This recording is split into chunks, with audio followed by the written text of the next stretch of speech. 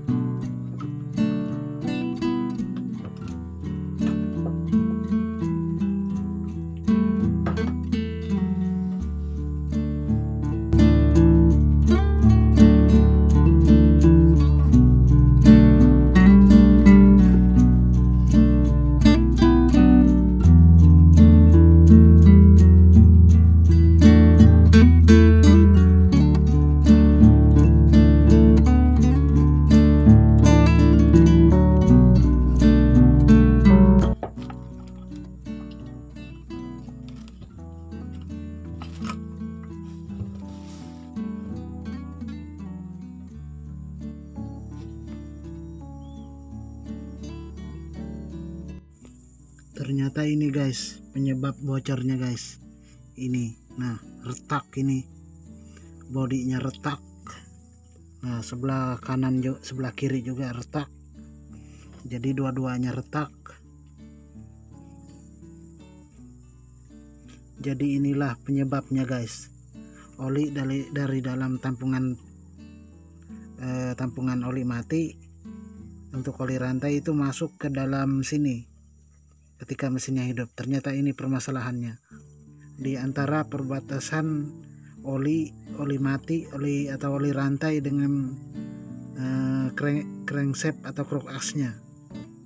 Kira-kira seperti itu guys. Kalau seperti ini, maka mau tidak mau kita harus mengakali ya.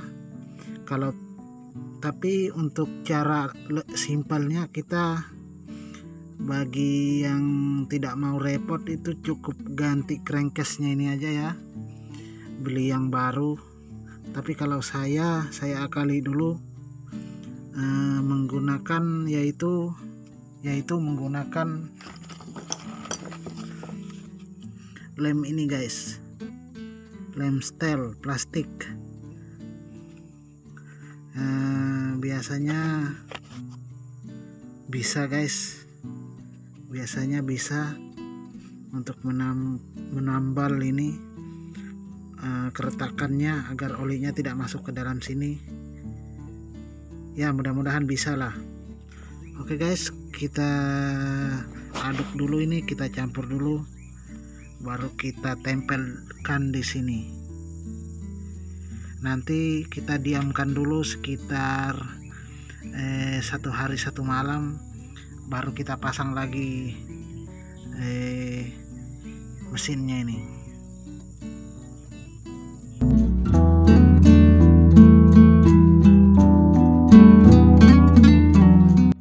Oke bro, ini mesin bodinya sudah dibersihkan ya, sudah dibersihkan, kemudian dilem. Ini kemarin didiamkan dulu, setelah dilem itu sekitar 1 malam ya, didiamkan dulu sekitar 1 malam, baru kita pasang kembali.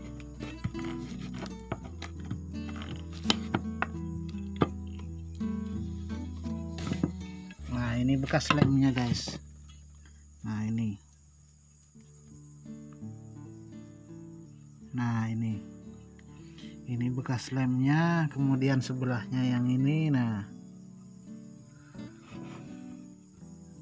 kalau teman-teman ingin lebih kuat lagi, teman-teman bisa memakai las-lasan ya. Memakai las-lasan itu akan lebih bagus hasilnya dan lebih awet dibandingkan lem seperti ini. Ini karena kondisi tempat tinggal saya tidak ada untuk tempat ngelasnya, jadi saya terpaksa ngelem aja seperti ini. Dan nanti rencananya kalau ini rusak lagi, saya akan ganti aja nanti bodinya, ganti bodi yang baru seperti itu. Oke, langsung aja kita pasang packingnya. Ini sudah saya beli kemarin paknya. Kalau bikin itu repot lagi ceritanya. Dan saya menggunakan lem tribon. Ini lem gasket untuk motor, untuk lem pak motor ya. Itu gunanya untuk ngelem packing ini nanti di bodinya ini. Nah kira-kira seperti itu. Oke, langsung saja kita pasang packingnya.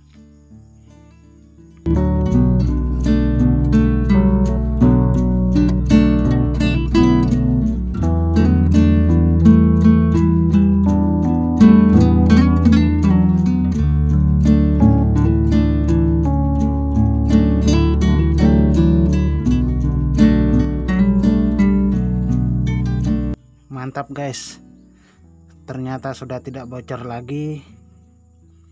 Mudah-mudahan ini akan awet ya. Sudah tidak bocor lagi guys ke dalam bloknya. Ini sudah saya isi penuh tadi. Sudah saya isi penuh holinya di dalam sini. Di sini juga tidak bocor, aman-aman aja. Alhamdulillah. Ide kita berhasil guys.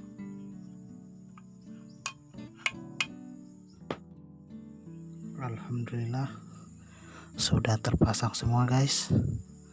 Tinggal kita coba, kita tes untuk menebang kayu. Oke, let's go.